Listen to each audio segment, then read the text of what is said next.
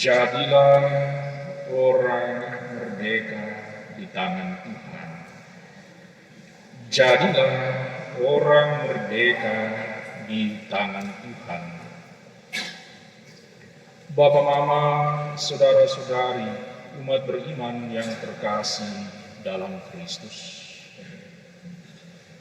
Bacaan pertama yang baru saja kita dengar berbicara tentang panggilan Elisa. Dan bacaan Injil juga berbicara tentang bagaimana mengikuti Yesus. Sedangkan bacaan kedua tentang bagaimana kita ini adalah orang-orang yang merdeka, orang-orang yang percaya kepada Yesus Kristus. Bacaan kedua, Rasul Paulus menasihati umat Galatia bahwa mereka yang telah percaya kepada Yesus Kristus, mereka telah dibebaskan dari belenggu dosa dan maut. Mereka itu adalah orang-orang merdeka, orang-orang yang bebas. Tetapi ditegaskan kepada umat Galatia sekaligus kepada kita bahwa menjadi orang yang merdeka, yang memiliki kehendak bebas, seharusnya tidak menyalahgunakan kemerdekaan dan kehendak bebas itu untuk jatuh ke dalam kesalahan dan dosa. Melainkan kita harus mempersembahkan kembali kemerdekaan kita, kebebasan kita kepada Tuhan, supaya kita menjadi alat kasih di tangan Tuhan untuk mewartakan nilai-nilai kerajaan Allah yang dilandaskan pada cinta kasih yang melampaui sekat-sekat duniawi. Kemudian di dalam bacaan pertama dan bacaan Injil ada perbedaan sifat panggilan Tuhan. Di dalam bacaan pertama, panggilan Tuhan nampak sangat demokratis, sangat teologis, sangat kompromistis. Di mana ketika Elia, salah seorang nabi besar di dalam perjanjian lama, diminta oleh Tuhan untuk mengurapi Elisa sebagai penggantinya. Dan ketika Elisa dipanggil oleh Elia, dia masih berdiskusi. Izinkanlah aku terlebih dahulu kembali untuk mencium ayahku dan ibuku. Dan kepada Elisa diperbolehkan. Tetapi panggilan dalam perjanjian baru oleh Yesus Kristus sifatnya sangat tegas, tidak teologis, tidak kompromistis, di mana ketika orang mau mengikuti Yesus Kristus, sejak awal Yesus Kristus menyadarkan orang itu bahwa serigala mempunyai liang, burung mempunyai sarang, tetapi anak manusia tidak mempunyai tempat untuk meletakkan kepalanya.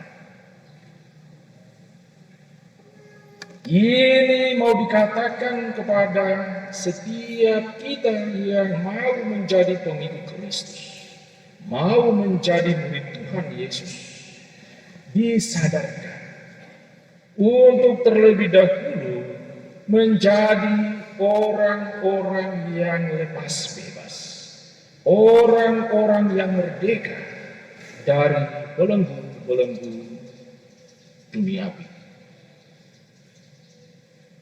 supaya dengan bebas pula mengikuti Yesus Kristus dan dengan bebas pula mewartakan nilai-nilai kerajaan Allah kepada siapa saja.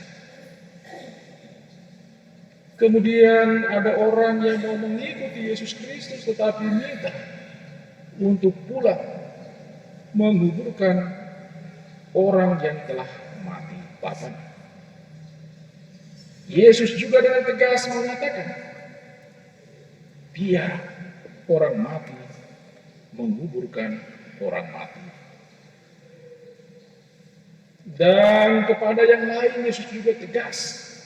Ketika orang sudah berjalan maju untuk membaca, masih menoleh ke belakang, tidak layak bagi panggilan Tuhan.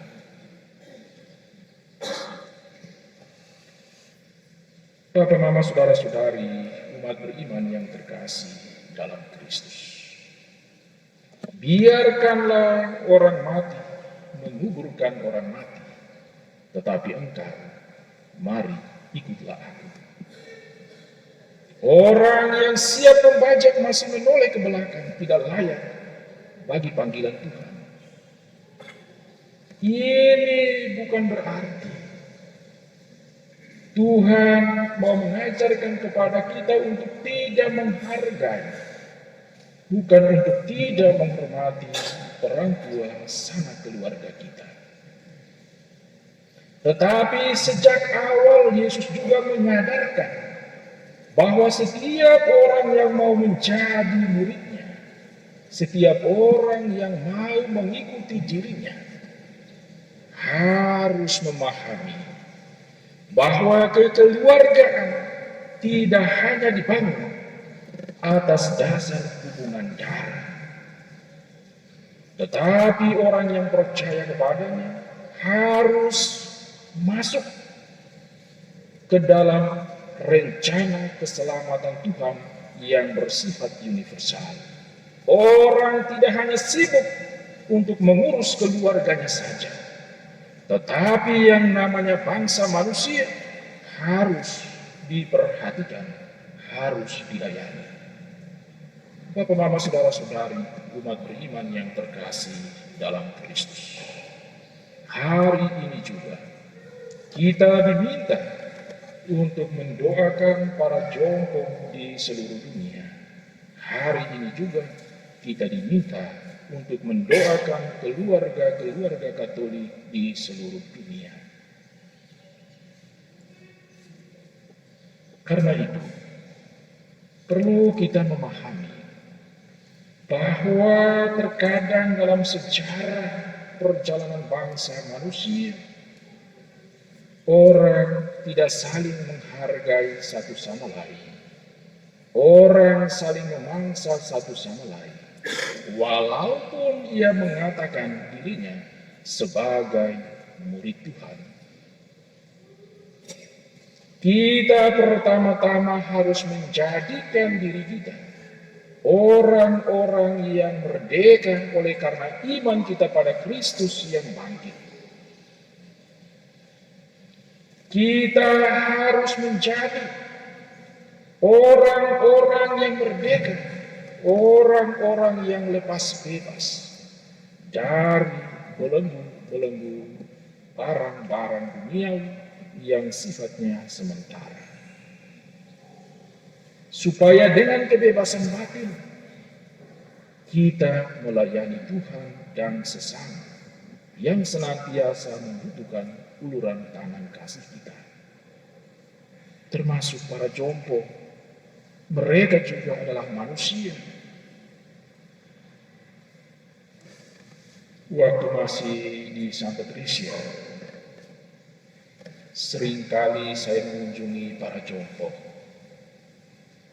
Dan para jompo itu kebanyakan curhat dan menangis.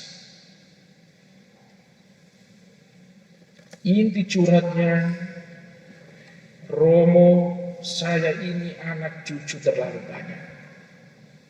Tetapi mereka sudah kerja, sudah nikah keluar dari rumah ini, dan tidak perhatikan saya.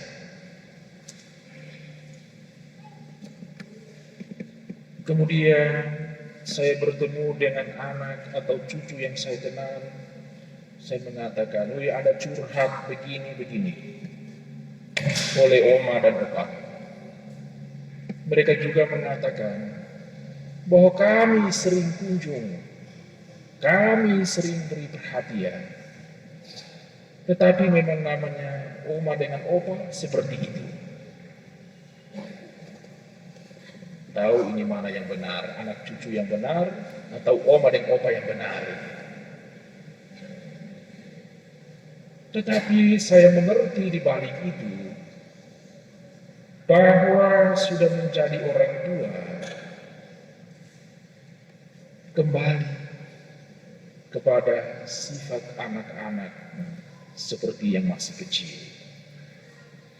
Pada titik itulah kita juga berjuang untuk memahami, untuk bersabar, mengerti para orang tua, para jompo kita.